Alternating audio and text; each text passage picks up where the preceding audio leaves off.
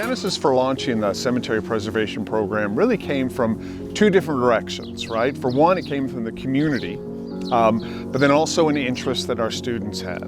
So from the community side, we noticed that there was a real need for this. We had community members approach me knowing that historic preservation was something that I taught and that I researched, and asked me if there's anything that I could do about some of these historic cemeteries. Just take a look around you. There's, obviously these places are in desperate need of intervention. That, combined with the fact that out of all the different kinds of ways we can study historic preservation, this was really the one that sparked the most interest from students.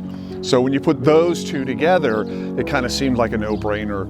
And this really remains the center of our historic preservation efforts at U of M-Flint. Being able to see the difference that we can make, even though we're just a few pairs of hands, we can make a really big difference. And it might not seem like that big of a difference, but I think it's a very respectful way to kind of show, like these things aren't forgotten about.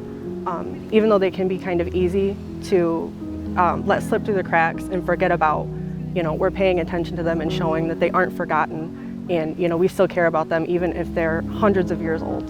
We get a lot of great reaction from different people in the community. The folks who run these cemeteries, their reaction's been very positive, very supportive. They're always looking for ways that they could try to support us, giving us opportunities to go ask people for additional funds. I think one of the most rewarding things is when we actually get people who come and visit these sites because they enjoy them, or they have family interred here. They just like to visit as a nice public space. When we get feedback from those people about the kind of work we're doing, that's really the most rewarding. As an historian, we don't often get to run into the people we impact, so that's really one of the best parts about this.